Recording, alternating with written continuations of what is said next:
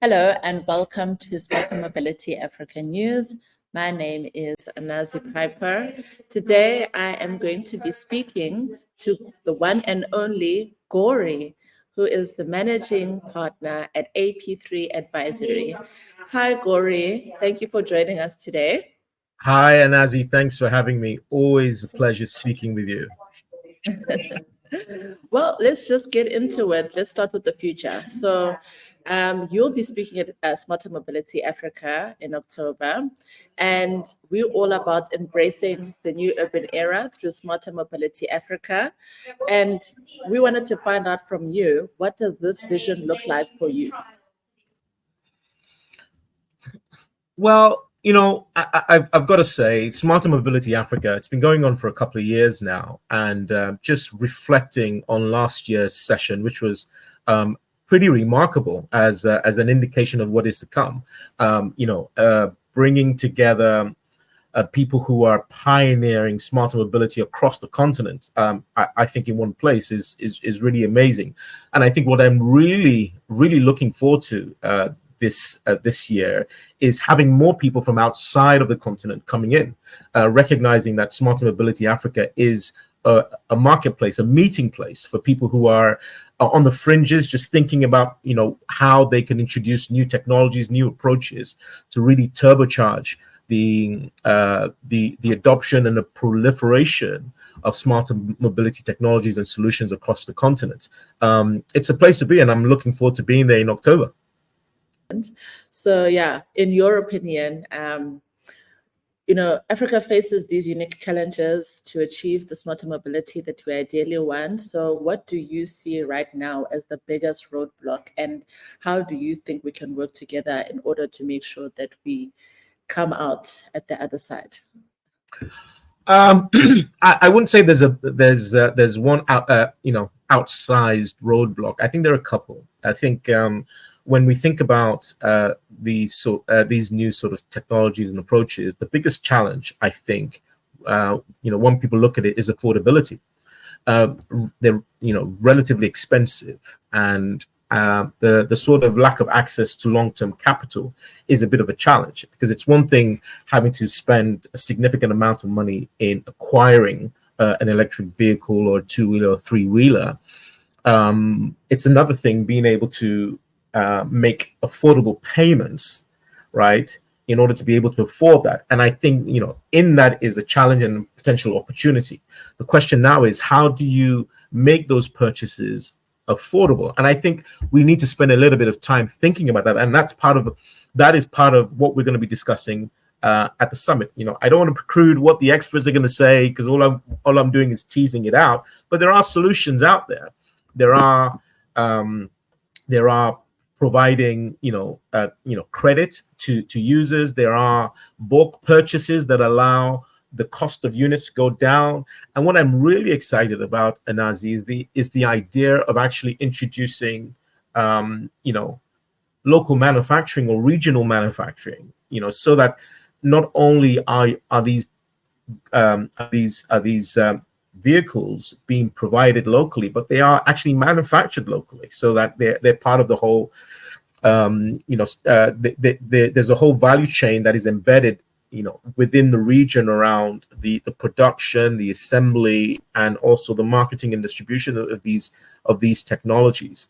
So I've spent a lot of time talking about maybe how we tackle the affordability issue, but it would be remiss of me not to mention that the policies and regulations are a little bit behind of where they need to be to really promote adoption. In many African countries, the policies still favor conventional vehicles, for instance, but we're seeing that a lot of countries within the region are starting to think about carbon markets, for instance, as a way of sort of rebalancing and channeling resources to subsidizing or making the adoption of these new technologies a little bit more affordable.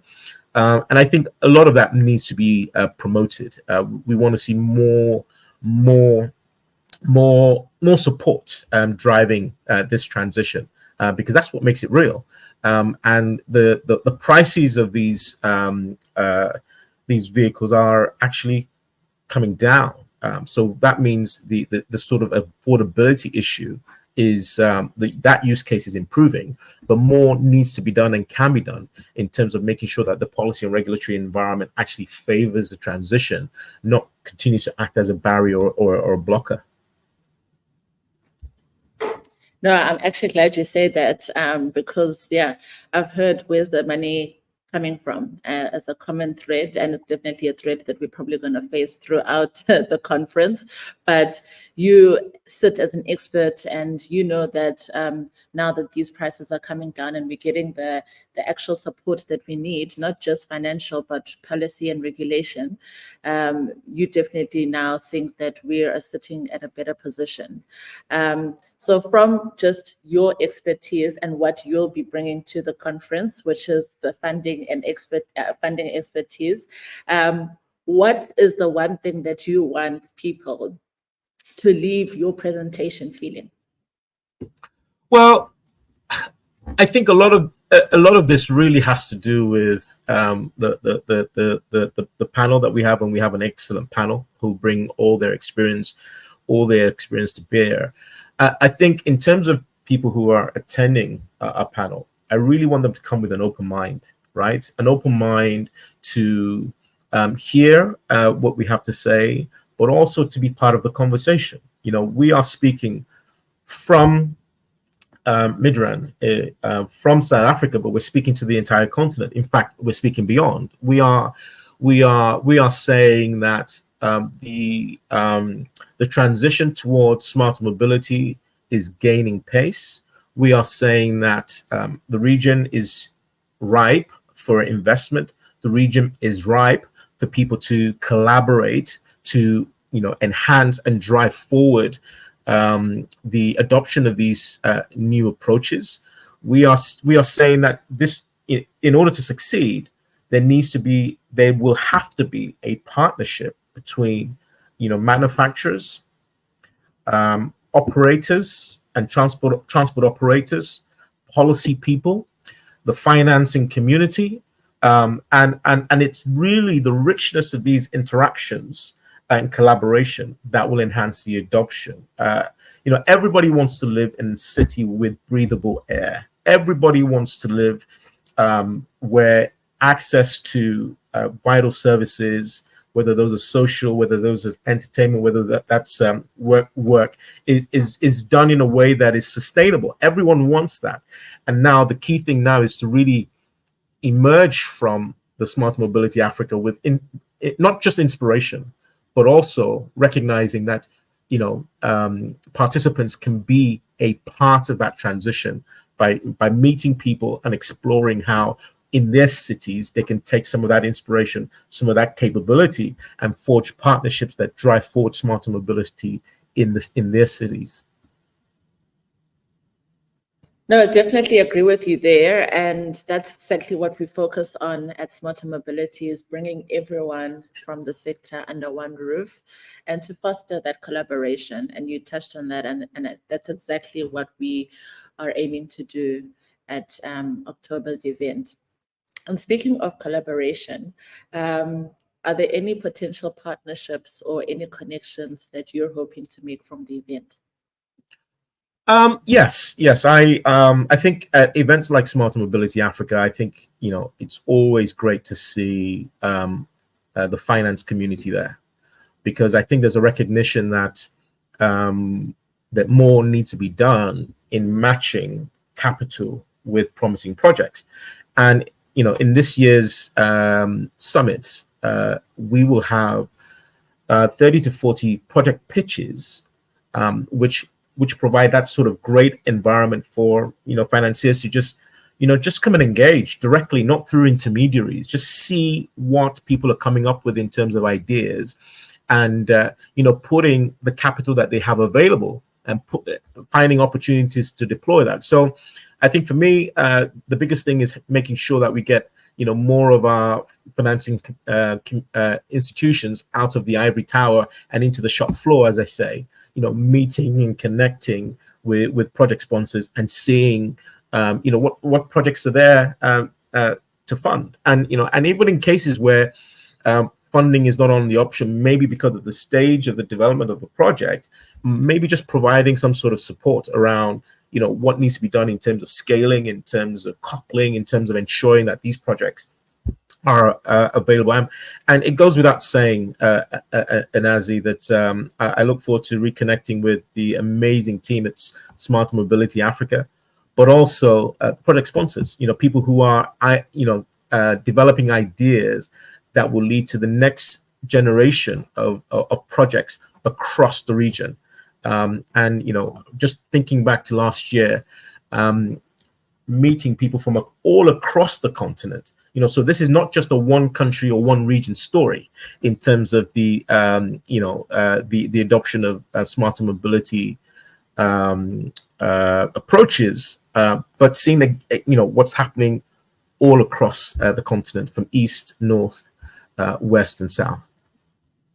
Yeah. And I can definitely share the passion that you have for what you're doing. Actually, I have the same passion, having done it for 6 years. And I just wanted to know from you, you're also sitting on our advisory right now, both for Smarter Mobility Africa and the mobility investment projects. Specifically for the mobility investment projects, what's the one thing that people should be looking forward to or getting excited about in terms of just having that element? And then what company or person is like standing out to you right now and is one to look out for in the future? And as you put me on the spot, I think all 30 of our project pitches are worth looking out for, and they will appeal to different people. For me, it's really the energy. It's really this idea. And I think last year we had a number of project pitches, not as many. But this year, what makes it different is that we are actually inviting the investment community, the finance community, to actually not just observe these pitches, but we are providing a brochure ahead of these sessions so that people would actually see the range of projects. So I wouldn't want to pick any one project out because I think that the investment communities of our financing partners will do a better job of that, because they would pick projects that align to their own specific funding requirements. So I think in response to that question, I would say, access the brochure, look through it yourself. And I think the question you've asked me is really what we should be challenging our investors to do. So that, there are 30 of them. There may well be 2, 3, 17, however many that really catch your eye. And, what I'd like to do is really meet with our financing partners prior to the conference in October, and at the conference, just to perhaps tackle or address any sort of questions or reservations that they might have on any of these projects, because ultimately we want to move from pitches to term sheets, to financing option. That's really what we want to do in this conference. So I want to be clear, Nazi, that like a father, you shouldn't have favorites. We're pushing all our projects, and we're providing support to the financing community around, making sure that these projects are right for them, especially when they're just, niggly, a few niggles that need to be addressed to make them investable. Yeah, definitely. I mean, not only do we have the resources in Africa, we definitely have the talent.